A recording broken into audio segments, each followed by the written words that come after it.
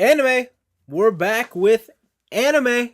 You didn't tell me about this. What? I thought we were watching nature documentaries. No. Tricked me. Anime. You tricked me. Yes. It's a special week this week because unfortunately the greatness that was Quadruple S Gridman and the tragedy that was the Goblin Slayer have been completed. The show fucking sucks. They have left and departed. But in its place, we have found a replacement. It is Winter 2019 exclusive. Mm-hmm.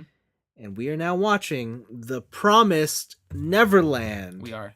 And of course, continuing along with JoJo's Bizarre Adventure Part 5 Golden Wind Experience. So we're pretty far behind on JoJo just because of the holidays and the awards podcast. Yeah. So we watched 2 episodes this week. Yeah. Episodes 11 and 12. Yeah. We're going to watch 13 and 14 next week. Yeah. And then we're also watching one episode of Wonderland or of Neverland. This week we watched 2 episodes. This week we watched 2 episodes of Neverland and 2 episodes of JoJo. Yeah. Next week, 2 episodes of JoJo, 1 episode of Neverland. Yeah. And then continuing on to 1 episode at a time. Yes, exactly. Because we'll be caught up. That's how we're gonna do our catch up. Yeah. So let's start. Where do you want to start? You want to start? JoJo? Start with JoJo. Yeah. Because okay. we'll save the new one for. Let's for start last. with Yo-Yo. So they. This is episode 11 and 12, right? Yeah.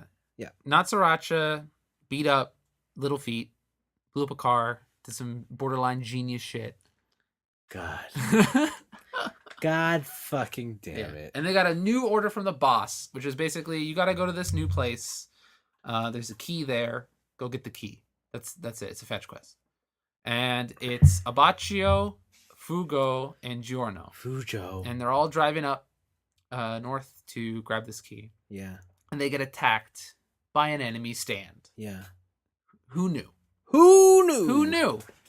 But this person's stand is called Man in the Mirror, or as the subtitles translate it, Mirror Man, which makes it sound like a Mega Man boss. It does. That's why it sounded like that. Okay. Yeah. So it's Man in the Mirror is the full. He's the man in the mirror. Yeah, it's the song. Mm-hmm. And his whole thing is that he's a man in a mirror. His Thanks, Tips. Yeah, his stand is physically weak. Oh, his name is Alucio.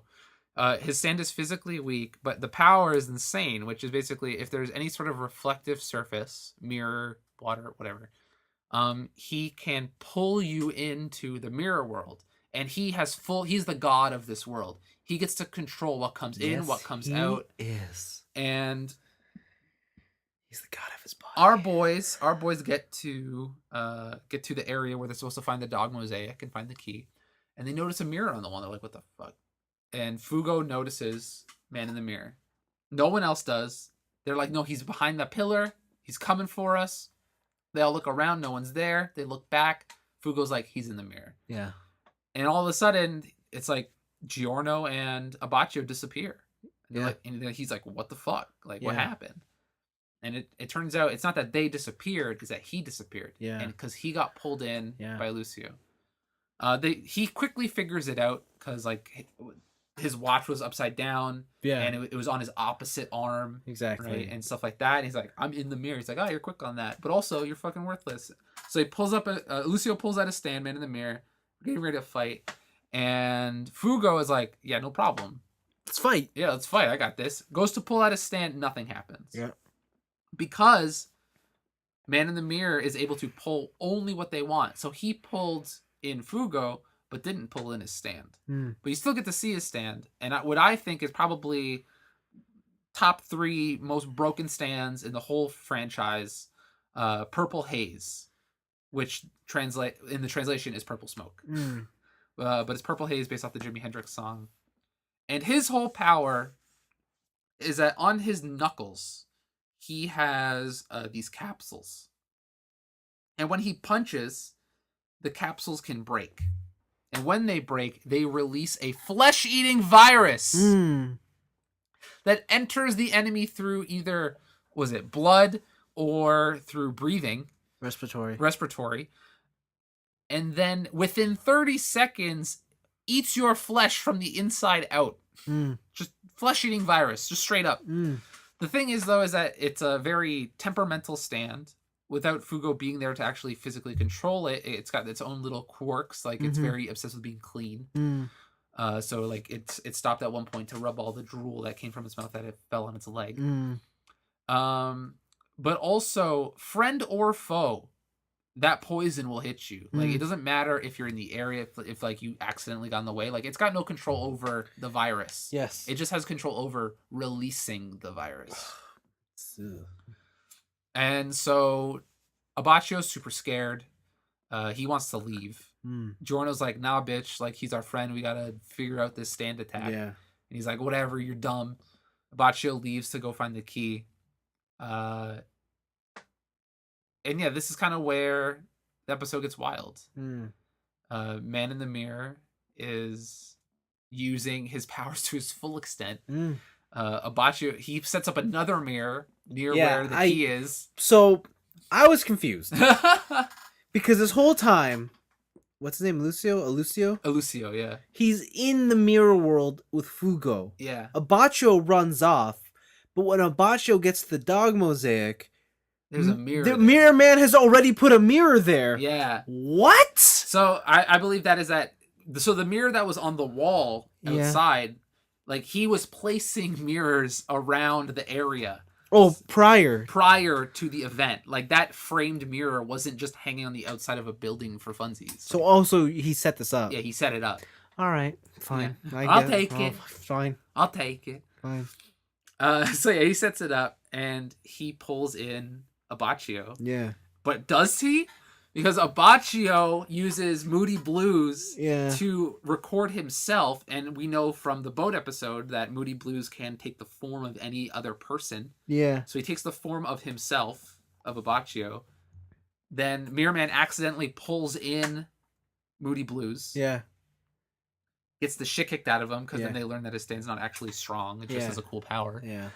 But this is where manipulation of stand powers becomes a thing.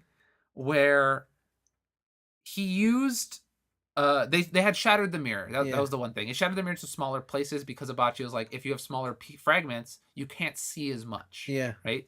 But he's like, no, you actually gave me wider because now I am spread out all over the floor. Yeah. So he used another mirror piece to pull in half of Abaccio. Yeah, this is the part I didn't understand. And push out half of his stand. Yeah. And then fused the two portions together. So that's the part I didn't get. At what point, like, he has the power to fuse shit together? I guess so. Like, that's the only part I didn't get. Why didn't we just have two halves not moving? Why did we have a fused singular creature who had some movement? This is also the only part in all of JoJo, every part where that happens. So it is just a power that he has, where he brings them in and then is able to do that. Yeah. Right? Because he's the god of the mirror world, pretty much. Okay. They do some dumb shit. They start fighting, doing dialogue. Yeah. Abaccio cuts off his own fucking hand. Yeah. And then uses technically he cuts off his stand's hand. Yeah. And any damage done to the stand is done to him. Yeah. So he cuts off his stand's hand, which cuts off his hand in the mirror world. But the stand's hand in the real world has the key that they're trying to find. And he uses Moody Blues Rewind to make the hand float back to where he was with Giorno. Yeah. And it brings the key back to Giorno. Yeah. And this is where even the show admits that some bullshit happens. Yeah. Yes. Giorno's chilling there looking at his key. He's all like, baby, that's a nice key. Yeah. Hot damn. Look at that key. I gotta be on my knees for this key. He does. Like, he's in this, like, man, I want to suck this key. He's admiring it. Yeah, he's admiring the stiffness, the girth. Yeah, but the way that he's on his knees, it's just so just like spread eagle out. Yeah, and he's like, baby, this key. Yeah, looks so scrumptious. Oh, straightest show I've ever seen in my life. Sure, whatever, buddy. Wow. But so yeah, he's just like, Abaccio, you did all this for fucking nothing. Yeah. Because Giorno's just chilling. Check this shit. I'm going to pull him in like an idiot he is. Yeah. Giorno sees him. They pull him in. Giorno fucking infected himself with Purple Haze's virus. Yeah. I don't know how he... lasts so long, but okay, That's sure. the other thing. Like, I don't know how he lasts so long, like, straight up. Yeah. Because the whole thing is like 30 seconds, you're gonna die. Yeah, but it seems like Giorno's been infected for the longest fucking time. Yeah. Especially with all the dialogue they do. So he pulls him in, and because he's being pulled in with his infected hand breaks and pusses, which releases more of the virus into Lucio. Yeah. And they're like, yo, we got him. Put him in the mirror world. Now he's infected with this incurable disease. He's gonna die, and then we're free. And Lucio's like, nah, bitch. No. I'm out. He jumps out of the mirror, and he allows all of himself to escape except for the virus and the parts of his body that are infected by the virus, which basically burns off his arm from the elbow, turns it into a skeleton, and then when he comes out on the other end, he just has no arm. Yeah. Right? It's gross. And he's like, I got it. I got the key. I'm ready. We're doing this shit. Yeah. And Fugo's like, I can't believe it that you've now like ruined it. You let him go. You let him go. It's over. You didn't grab him. You didn't have a chance. He's like, no, please. 300 IQ.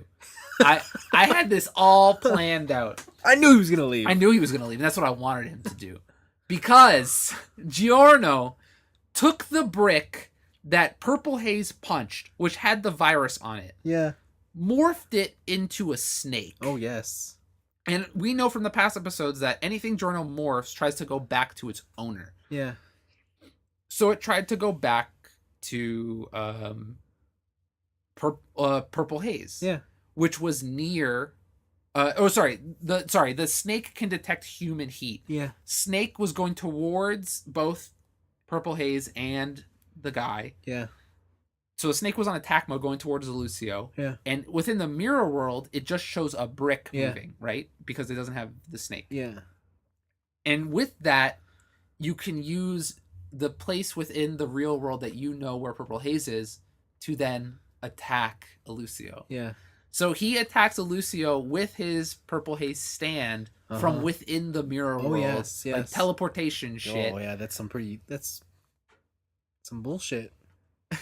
But it's not even the worst bullshit. It's not even the worst bullshit. It's not even the worst bullshit. You thought poisoning yourself and having the character go, that was some bullshit. Yeah. The character, Lucio literally said that was some bullshit and then jumped out of the mirror world. Yeah. That was what he said. Yeah. Then it turns out that those capsules don't have to hit something. Yeah. They can basically be shot. Like after a punch, they can pop off. Yeah. And so Lucio uses Man in the Mirror to stop Purple Haze's fist, and he's like, I got this. I stopped the punch. He didn't hit me. No virus. I'm good. Piece pops off. Yeah. Hits the back wall. Pops the virus, and his face just starts fucking melting. Yeah. And it probably turns into one of the most brutal oras in the whole series. Yeah. Because he's punching him multiple times, but the sound effect they use is like just hitting like a bowl of blood. Yeah. It's just like really gloopy and gross. Yeah, he's turning into liquid. Liquid, pretty much. And then after he's dead, he just fucking melts. Yeah. They're all free from the mirror world, and we're back in the real world. And they're like, but Giorno, you poisoned yourself. And it's been clearly more than 30 seconds. And he's like, no, it's okay. Don't worry about it. Because that snake that I hit, snakes create anti-venom. And Fugo looks at it, he's like, oh my god, the snake is inside Purple Haze's mist, but it's not dead. And he's like, yeah, because he's immune. Because I made the snake out of the brick that the fucking virus touched, the snake created an anti-venom when I made it a living being, and now I inject that anti-venom into myself, and I am cured!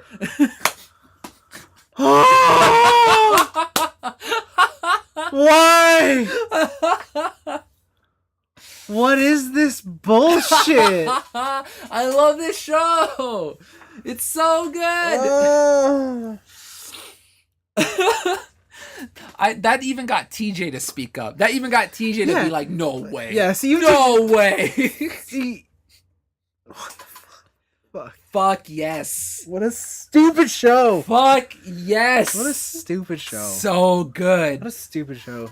10 out of 10. So this show, like, now that I'm 12 episodes into a JoJo experience, it really is just all fights, eh? Yeah. Okay. It's fights with occasional story dialogue, but it is monster of the week pretty much in two episode portions. Yeah, because I feel like nothing has fucking happened since we started.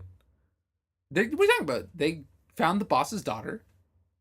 They learned they killed Popo and think Bucciarati became a capo. But what I mean is, like, no, so you don't watch JoJo for like the plot, right? It's literally just the fights and the bullshit. It's mainly the fights because the fights lead up to the main points of the plot. You know how in Kamen Rider, like, you got to get a bunch of power-ups before you can get to the plot story. It's kind of paced like that. It's kind of paced like Kamen Rider. So you're telling me, like, the last 7 episodes will be all heavy? The last 7 episodes of this one in particular are fucking crazy. Okay, all right. I guess I can understand that. But everything coming up to that, this is like, it's almost like getting new suits, right? But it's, instead of getting new powers, it's learning new ways to deal with stand powers so that you can be better prepared for the future. Right. But then your enemies have also evolved and are doing buck wild shit. Okay, fair enough. Yeah. What a bullshit show. Yeah, it's great. I love it. God. Wow. I love it. Fucking anti-Venom. Smart, right? Whatever, man. Smart, right? 300 IQ, baby. What? 300 IQ. Like, is Jorno genius? Like, I don't. They're all geniuses. Like, I think that's just. Oh, are they? Yeah, I think they just gotta out genius each other. That's the whole thing of this show. Oh, it's that fucking video you showed me where it was like when enemy characters think they be smart.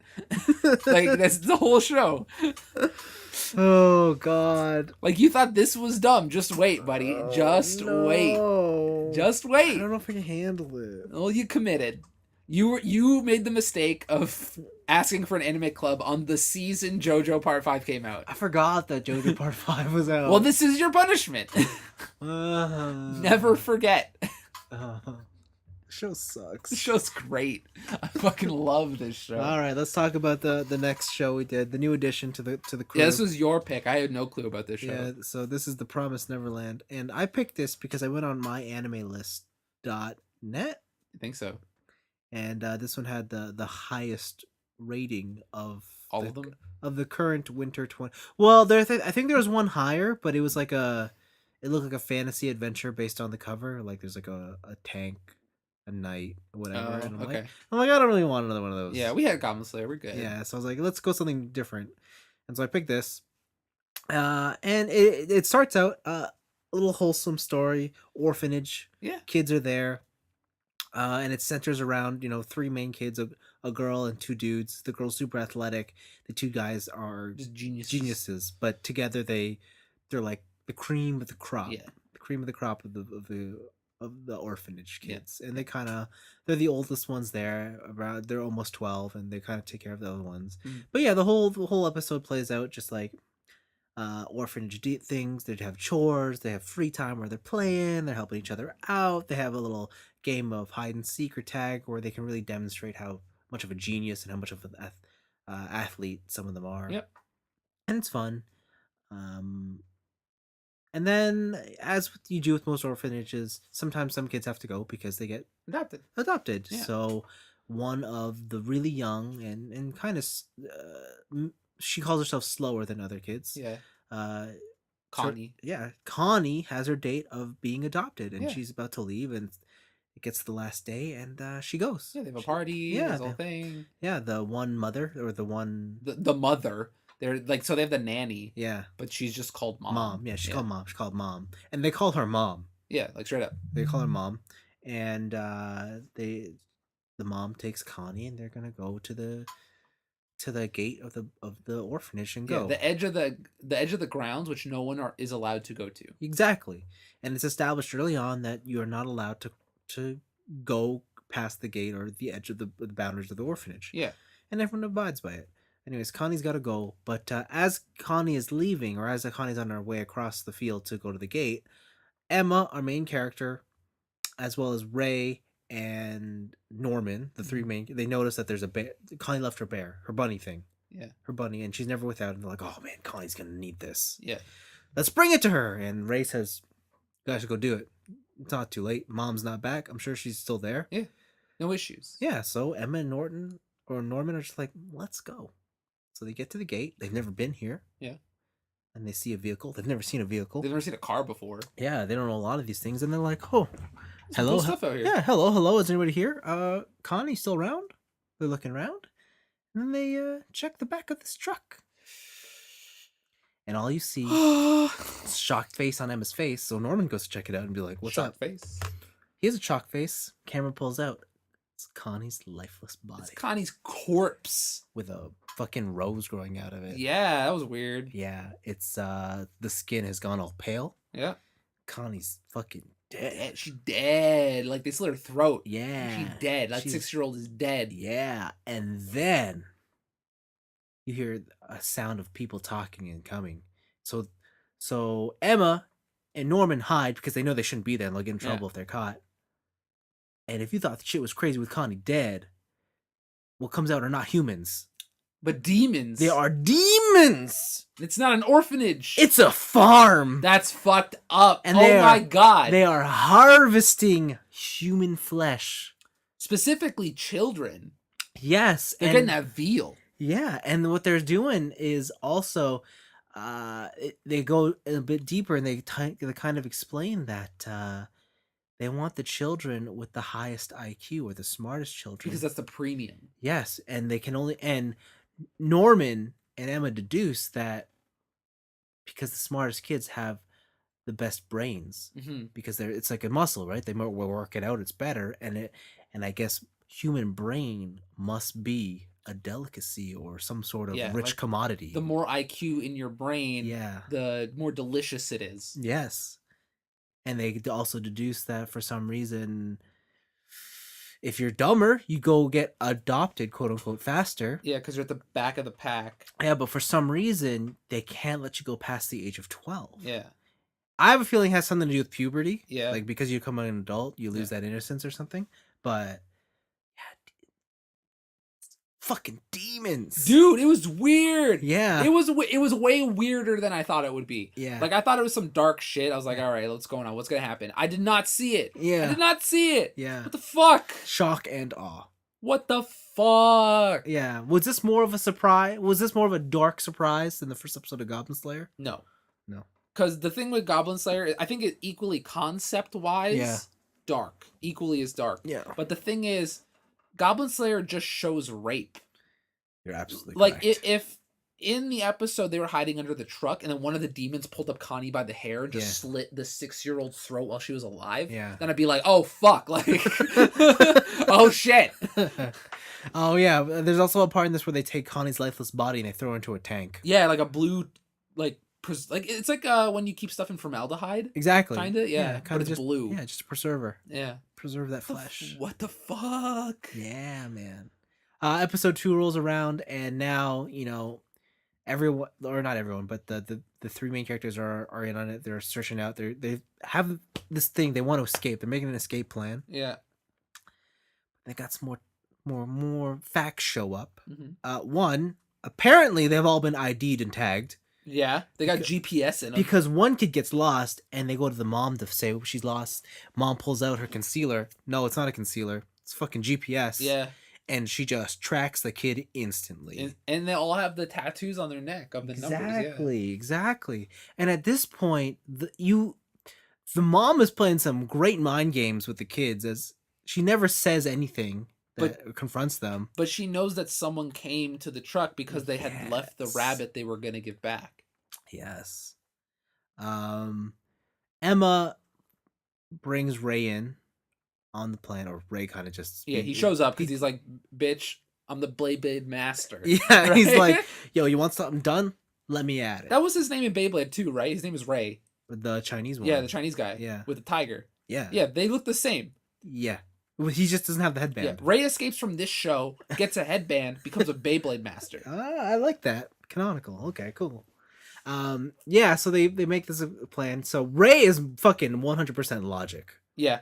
He is like, listen, you want to escape? Okay, it's us three against the world. We're doing it. Yeah. And Emma's like, no, I want everybody. Because Emma's 100% emotion. Exactly.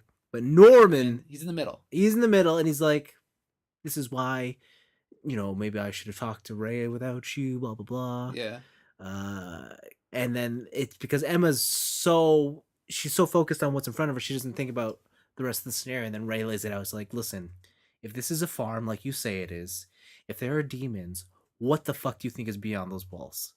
It is not a human civilized world anymore. Yeah. It is not what we are led to believe. That is a world of demons. And we will not survive. What do you think is going to happen if we take all 37 children, some of whom are like 5? Yeah. And weak. And weak. Yeah. They're already meat. What are you going to do? Yeah. But she still wants to get them all out. Yeah. And so and then Norman's like, listen, Ray, we just got to do what Emma says. Because I like her. Love. Get wrecked. Fuck. Get wrecked. Oh, shit. They just had to throw the love card in. Norman hit that puberty. So they decide, okay, fine. The plan is we're going to get everybody out. So they go back to the orphanage, and bum. Turns out Mom's just like, listen, I needed some help. Yeah. Here's a second mom. Watch your back. I like the tuna here. Nobody likes the tuna here. It's pretty much, yeah. Yeah. It is pretty much that. Like, Vin Diesel shows up. Yeah. Yeah, the first impression of the show is pretty positive. Yeah, these first 2 episodes are great. Yeah. They are great. They're great at instilling fear into, like, not necessarily it's a scary show, but you feel for these characters. Yeah, it's a thriller. Yeah, you're just like, oh man, they are fucked. Yeah, and how do they be unfucked? Yeah. All right, they brought backup. Yeah. Like, the great thing is, like, I like how the characters are established as we are the smartest and most athletic. Yeah. But at the end of the day, they're still children, and there's so much they don't know. Yeah. And so, like, they even say, like, they've never beaten Mom in a game of chess. Yeah. Right? And, like, you don't know what the extent of Mom's abilities are. Yeah, or her new partner in crime. Exactly. You don't know why she's working for the demons. You don't know, like, what her motivations are. Why is she totally okay with just, like, harvesting these children, even though she is humanoid herself? Yeah, like, what is happening? Like, or, like, what is the world? Is this Earth? Yeah. Right? Is it just hell? Yeah. Like, who? Like, there's so many questions I just need answers to. Yeah. It's good. It's good. Yeah. It's doing it. Hopefully it doesn't do the Goblin Slayer thing and it actually answers our questions. Well, to be fair, the second episode of Goblin Slayer wasn't too hot. Like, it wasn't. It was immediately like, oh, what the hell is this? Oh, what? Yeah. But this one kept going and we're like, oh, interesting. The opening's pretty cool.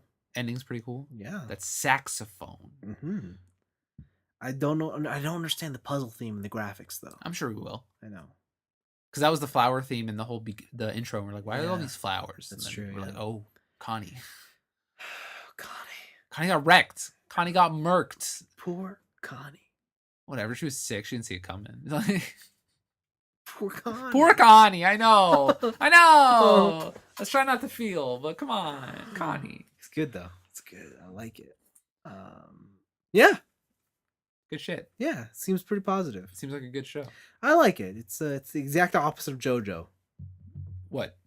They're both good. No, I mean in that, like, the tone of the show and what they're trying to present. Oh, true. I'm glad it's not another shonen. Yeah. Like with fighting. That's fair.